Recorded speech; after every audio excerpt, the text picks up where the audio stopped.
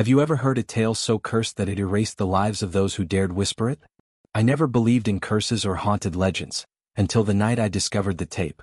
I still remember the chill that ran down my spine as I held that dusty, unmarked cassette, the label faded and cryptic. The forgotten episode.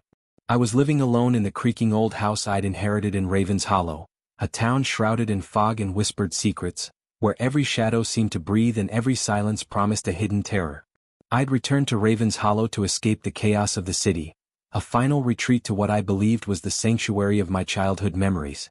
The house, a decaying Victorian relic with peeling wallpaper and a maze of creaking hallways, held remnants of a life I barely remembered. But nothing prepared me for the nightmare that the cassette would unleash. It was on a stormy autumn night when the power flickered and died, leaving me in a cavern of darkness save for the erratic dance of lightning outside the rain-spattered windows. In the solitude of that oppressive silence, I found the tape tucked away in a forgotten drawer among a stack of yellowed photographs and letters. Something about it, an unspoken promise of forbidden knowledge, compelled me to insert it into my old barely functioning cassette player. As the tape whirred to life, a brittle, scratchy voice emerged, reciting an account of a midnight ritual, a forbidden broadcast, and a curse that was said to devour the souls of its listeners. At first, the words were unintelligible, drowned by static and echoes of long-dead voices.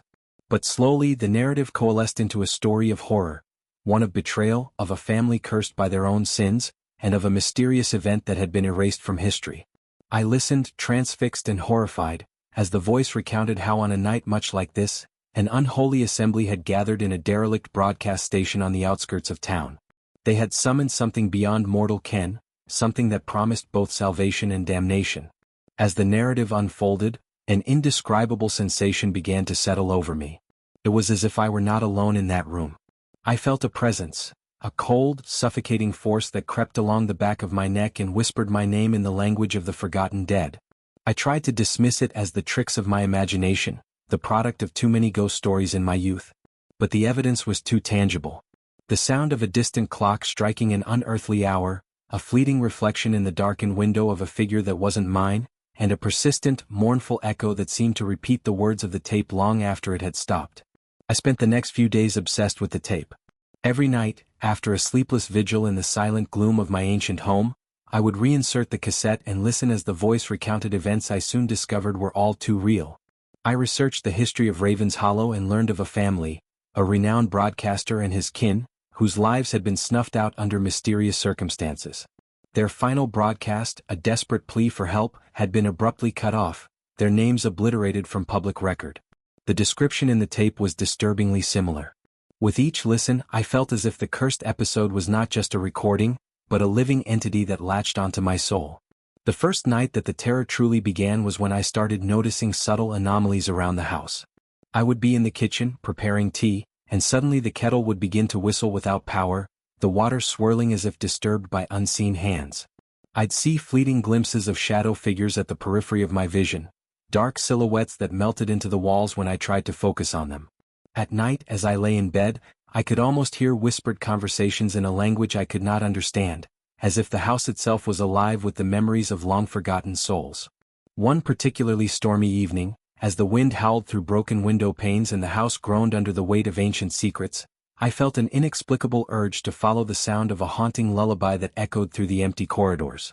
My bare feet patted softly on the creaking wooden floor as I made my way toward the sound, a sorrowful melody that seemed to beckon me to a particular room on the second floor.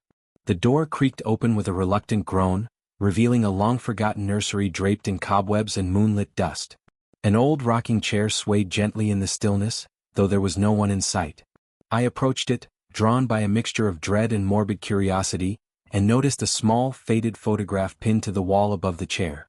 It showed a smiling family, their eyes bright with life, a stark contrast to the despair that now clung to the room. But what chilled me to the bone was the conspicuous absence of one member, a blank space where a child's face should have been, as if deliberately erased from memory. It was in that moment, as I touched the cold wood of the rocking chair, that the atmosphere shifted. The lullaby grew louder, twisting into a cacophonous dirge that rattled the very foundations of my sanity. I felt a force push me back, a pressure on my chest that made it hard to breathe. In a blur of terror and adrenaline, I stumbled out of the room, the sound of the chair's creaks following me like the footsteps of a relentless pursuer. That night, I barely slept, tormented by vivid dreams of a faceless child reaching out for help, of voices murmuring in the dark corridors of my mind, and of an ancient evil that promised to claim me as its own. The next few nights became a relentless barrage of horror. The tape, now playing on an endless loop, seemed to merge with my reality. I started to see images of the past superimposed over the present, ghostly apparitions reenacting the tragic events described on the tape. I witnessed a gathering in a decrepit broadcast station, the faces of desperate men and women illuminated by flickering candlelight, their expressions twisted in a blend of hope and despair as they chanted incantations into microphones long since silenced. I saw the broadcaster himself, a man with hollow eyes and a haunted expression, struggling to contain something malevolent that had taken hold of him. His voice, distorted and anguished, pleaded for forgiveness as a spectral presence encircled him, its form shifting between shadow and substance. As the nights wore on, the disturbances grew bolder. I began to experience episodes of lost time, moments where I could swear I had been somewhere else entirely, in the midst of the very events recounted by the tape. One evening, I awoke in the middle of a crowded street in Ravens Hollow, drenched in sweat, with no recollection of how I got there. The townspeople eyed me with a mix of pity and suspicion, murmuring about old curses and reawakened evils. I learned from hushed whispers that I was not the first to fall prey to the cursed episode. Others had experienced similar lapses, a nightmarish trance that left them haunted by the same inexplicable dread. The tape, it seemed, had a power beyond mere suggestion. It was a conduit for something far more sinister. The climax of my ordeal came on a night when the boundaries between the past and the present shattered completely. I was alone in the house, the silence punctuated only by the rhythmic ticking of an ancient clock. The tape was playing in the background, its static and ghostly narration melding with the sound of the storm raging outside.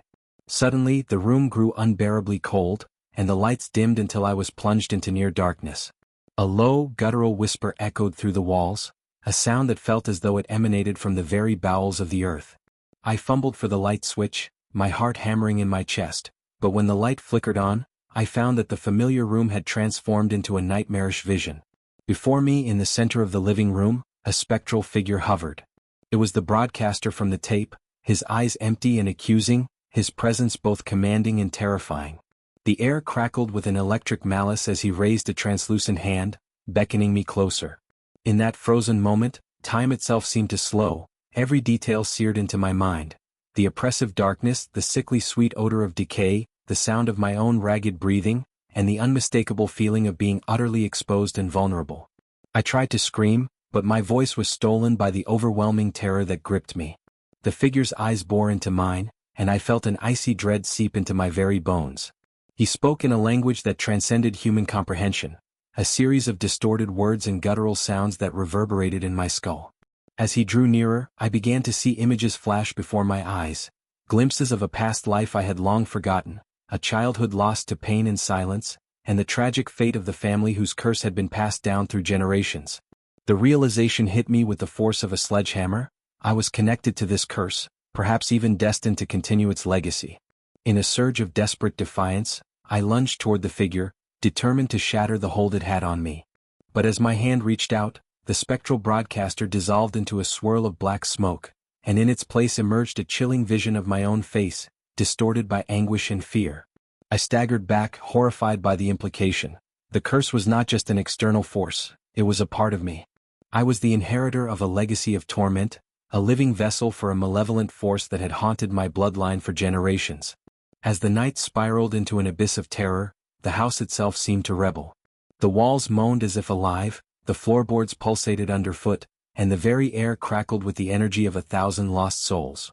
I fled room to room, each corner concealing a new nightmare, a mirror that reflected not my face but that of a screaming stranger, a window that showed a desolate graveyard under a blood-red moon, and a closet from which emanated the sound of muffled cries and desperate pleas. In one final heart-stopping moment, I found myself in the basement, a labyrinth of forgotten relics and decaying memories. The tape player sat on a rickety table, still running its endless loop, its static filling the silence like a constant reminder of my fate. As I reached out to disconnect it, the static gave way to a clear, piercing voice, one that wasn't the broadcaster's but my own, reciting words I had never learned. "You belong to us," it whispered, the sound echoing off the damp stone walls.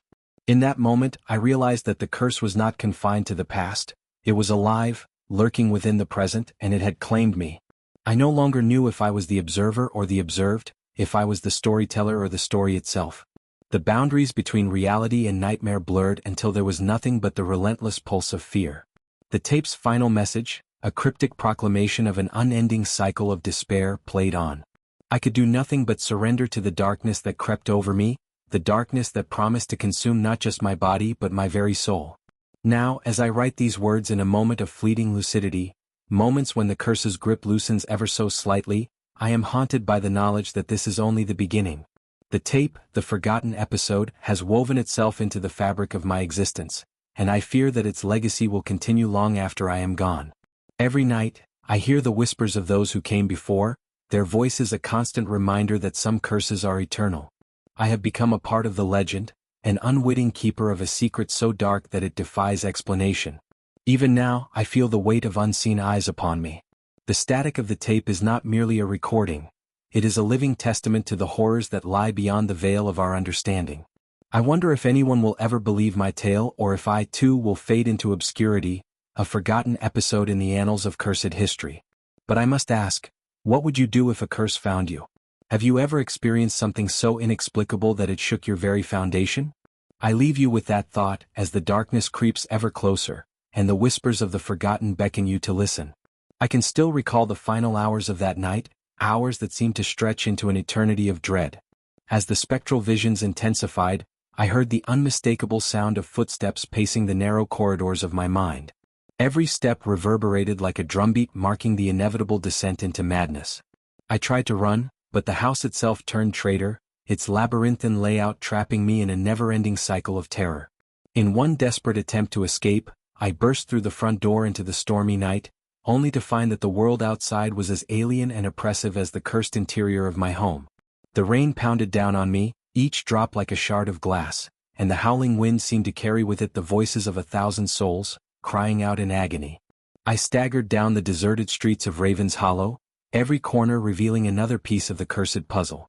In the distance, the remnants of an old broadcast station loomed, a dilapidated structure shrouded in mist and the echoes of lost voices. I felt drawn toward it, as if compelled by a force that was not entirely my own. The station's broken windows and rusted metal doors bore the scars of time and tragedy, and the air around it pulsed with an eerie, almost tangible malevolence. Inside, I discovered fragments of a forgotten history, a wall covered in cryptic symbols, a diary filled with frantic, scrawled entries about unholy rites and photographs of the very faces I'd seen in the ghostly visions. As I pieced together the story, I realized that the cursed episode was not an isolated incident. It was a recurring nightmare, a cycle of despair that had ensnared countless lives throughout the decades. The broadcast had been a desperate plea to break the curse, a final attempt to warn the world of a danger that lurked in the shadows. But the warning had been ignored, and the curse had only grown stronger, infecting everything it touched. I left the station with more questions than answers, my mind a tangled web of horror and disbelief.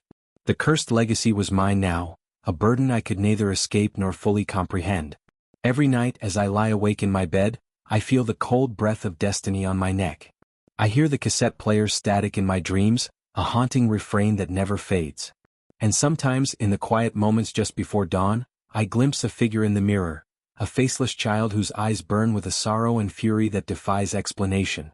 Now, as I document these harrowing events, I wonder if this is truly the end, or if I have merely become a chapter in an endless chronicle of horror. The curse of the forgotten episode is not contained within the dusty confines of an old tape or the crumbling walls of a forsaken station. It lives within every whispered legend, every half-forgotten memory of a time when the line between the living and the dead was blurred. And in that darkness, I know that my story is far from over. I share this with you not as a plea for help, but as a warning. Some secrets are best left undisturbed. There are forces in this world that defy logic, that lurk in the spaces between reality and nightmare. They do not respect the boundaries of time or the fragility of the human mind. If you ever find yourself drawn to a forgotten piece of history, a cursed tape, a ruined building, a whispered legend, remember that there may be consequences you never imagined. For once the curse takes hold, it changes you, molds you, and eventually, it may even claim you as its own. Even now, I feel the lingering presence of that spectral broadcaster, the unseen force that stalks my every step. I can no longer tell where the curse ends and I begin. Every time I close my eyes, I see flashes of that desolate broadcast station, hear the agonized screams of those who suffered before me, and feel the unyielding weight of a destiny that I never chose. And so, I leave you with this final, unsettling question. If you were faced with a curse that knew your deepest secrets and controlled your fate, would you dare to uncover it, or would you let it remain forgotten? The night deepens, the tape continues to play its relentless, eerie narrative, and I am left to wonder if the horror that has overtaken my life is just the beginning of a far greater nightmare. As the whispers of the forgotten echo in the silence, I invite you to share your thoughts and experiences. What would you do if you found yourself entwined in a curse that spanned generations? Have you ever encountered something that made you question the very fabric of reality? Your answers might just be the spark that breaks the cycle, or perhaps, they will serve as a further testament to the enduring terror of the forgotten episode.